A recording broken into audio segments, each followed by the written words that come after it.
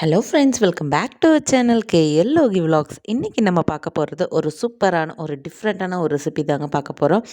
இது வந்து க்ரீன் மசாலா அவல் தாங்க பார்க்க போகிறோம். ரொம்ப டிஃப்ரெண்ட்டான ஒரு ரெசிபி.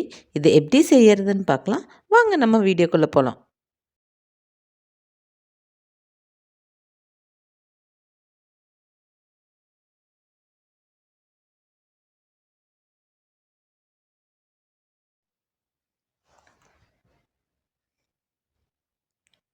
ஸோ இந்த க்ரீன் மசாலா அவல் வந்து செய்யறதுக்கு ஃபஸ்ட்டு நம்ம வந்து க்ரீன் சட்னி வந்து ரெடி பண்ணோம். இதுக்கு வந்து ஒரு மிக்ஸி ஜார் வந்து எடுத்துக்கலாம்.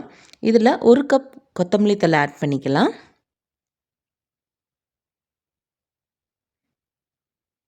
அதுக்கப்புறம் 1/2 கப் புதினா,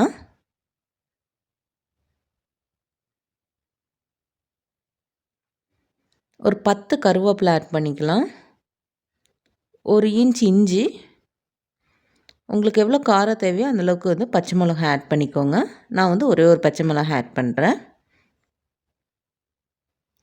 1/4 கப் தேங்காய் ஆட் பண்ணிக்கலாம். ஸோ இதில் வந்து கொஞ்சமாக தண்ணி விட்டு நல்லா நைஸாக ஒரு பேஸ்ட் மாதிரி நம்ம வந்து அரைச்சி எடுத்துக்கலாம். ஸோ இப்போ பாருங்கள், நல்லா வந்து பேஸ்ட் மாதிரி அரைச்சி எடுத்தாச்சு. இந்த க்ரீன் மசாலா வந்து இப்போ ரெடி ஆயிடுச்சு. இதுக்கப்புறமா வந்து அவல் வந்து ஊற வச்சுக்கலாம். நான் வந்து இந்த கப்பில் 1 கப் அவல் வந்து எடுத்துருக்கிறேன். நல்லா 2 டைம் வாஷ் பண்ணி வச்சுருக்கிறேன். இதில் 1 டீஸ்பூன் சர்க்கரை ஆட் பண்ணிக்கலாம். 1/2 டீஸ்பூன் உப்பு நல்லா கலந்து விட்டுக்கோங்க.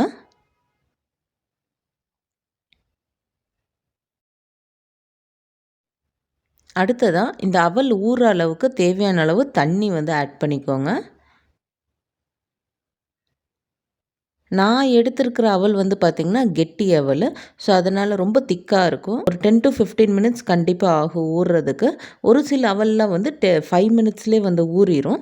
ஸோ அதுக்கு தகுந்த மாதிரி நீங்கள் வந்து ஊற வச்சுக்கோங்க. நான் வந்து ஒரு 10 to 15 மினிட்ஸ் வந்து ஊற வைக்க போகிறேன். இந்த அவல் வந்து ஊறுறதுக்குள்ளே க்ரீன் மசாலா வந்து ரெடி பண்ணிக்கலாம். இப்போ ஒரு பேன் ஹீட் பண்ணிட்டு எண்ணெய் வந்து ஆட் பண்ணிக்கலாம். இதில் 1 டீஸ்பூன் கடலப்பருப்பு, 1 டீஸ்பூன் உளுத்தம்பருப்பு, 1 டீஸ்பூன் கடுகு, இது 3 ஆட் பண்ணி நல்லா வந்து பொரியிற வரைக்கும் வதக்கி விட்டுக்கோங்க. அடுத்ததாக முந்திரி வந்து ஆட் பண்ணிக்கலாம். நல்லா வதக்கி விட்டுக்கோங்க. கருவேப்பிலை, அடுத்ததாக ஒரே ஒரு பெரிய வெங்காயம் பொடி பொடியாக கட் பண்ணி வச்சுருக்கிறேன், இதுவும் ஆட் பண்ணிக்கலாம். வெங்காயம் நல்லா வதங்கணும். இப்போது வெங்காயம் ஓரளவுக்கு வதங்கிருச்சு. நம்ம அரைச்சி வச்சு இந்த க்ரீன் மசாலாவையும் வந்து ஆட் பண்ணிக்கலாம்.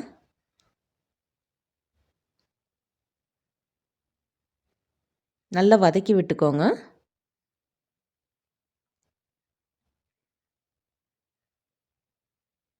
இந்த க்ரீன் மசாலா வந்து நல்லா பச்சை வாசம் போகிற வரைக்கும் லோ ஃப்ளேம்லேயே வச்சு நல்லா குக் பண்ணணும். இந்த அவலுக்கு தேவையான அளவு உப்பு ஆட் பண்ணிக்கிறேன். 1/2 டீஸ்பூன் மஞ்சள் தூள், நல்லா கிளறி விட்டுக்கோங்க. ஸோ இப்போ பாருங்கள், இந்த மசாலா எல்லாம் நல்லா வந்து சுருண்டு வந்திருக்குது. ஸோ இந்த க்ரீன் மசாலாவில் பார்த்திங்கன்னா நீங்கள் வேணுன்னா காய்கறி கூட ஆட் பண்ணிக்கலாம். பச்சை பட்டாணி, உருளைக்கிழங்கு, பீன்ஸ், கேரட், காலிஃப்ளவர் இது எல்லாமே வந்து வேக வச்சு ஆட் பண்ணிக்கலாம். இந்த மசாலா வந்து வதங்கினக்கப்புறம் இந்த ஸ்டேஜில் நீங்கள் வந்து ஆட் பண்ணிக்கோங்க. நான் வந்து இன்றைக்கி எந்த காய்கறியும் ஆட் பண்ணாமல் தான் செய்கிறேன். அடுத்ததாக அவல் வந்து ஆட் பண்ணிக்கலாம். நான் இந்த அவல் வந்து தண்ணி வடித்து வச்சுருக்கிறேன். ஸோ அந்த அவல் வந்து ஊற வச்ச இந்த அவல் வந்து ஆட் பண்ணிக்கலாம். நல்லா வந்து அந்த மசாலாவோட வந்து பெரட்டி விட்டுக்கோங்க. பார்க்குறதுக்கு கொஞ்சம் வந்து கொல கொலன்னு இருக்கிற மாதிரி தான் இருக்கும். ஆறுனா வந்து நல்லா உதிரி உதிரி ஆகும் அவல்.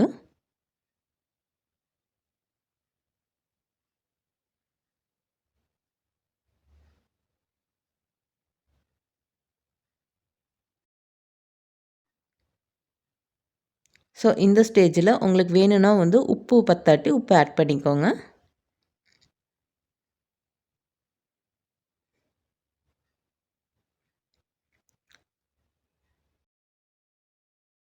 அடுத்தது லாஸ்ட்டாக வந்து ஒரு அரை எலுமிச்சப்பழம் அளவுக்கு நான் வந்து புழிஞ்சு வச்சுருக்கிறேன்.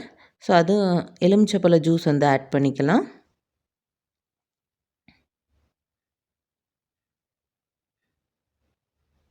நல்லா கிளறி விட்டுக்கோங்க. ஸோ இந்த அவல் வந்து இப்போ ரெடி ஆயிடுச்சு. ரொம்ப சூப்பரான டேஸ்டியான க்ரீன் மசாலா அவல் வந்து ரெடி ஆயிடுச்சு. இது வந்து ஹரியாலி போகான்னு சொல்லலாம். கொத்தமல்லி தழை புதினா அவல்னு சொல்லலாம். ரொம்ப சூப்பராக இருக்கும். நீங்கள் வந்து இது பிரேக்ஃபாஸ்ட்டாகவும் எடுத்துக்கலாம், ஈவினிங் ஸ்நாக்ஸாகவும் எடுத்துக்கலாம், இல்லாட்டி டின்னருக்கும் வச்சு சாப்பிட்லாம். ஒரு டிஃப்ரெண்ட்டான ஒரு ரெசிபி நான் உங்களோட ஷேர் பண்ணியிருக்கிறேன். இந்த வீடியோ உங்களுக்கு பிடிச்சிருந்துச்சுன்னா லைக் பண்ணுங்கள், ஷேர் பண்ணுங்கள், சப்ஸ்கிரைப் பண்ணுங்கள். தேங்க்யூ ஃபார் வாட்சிங்.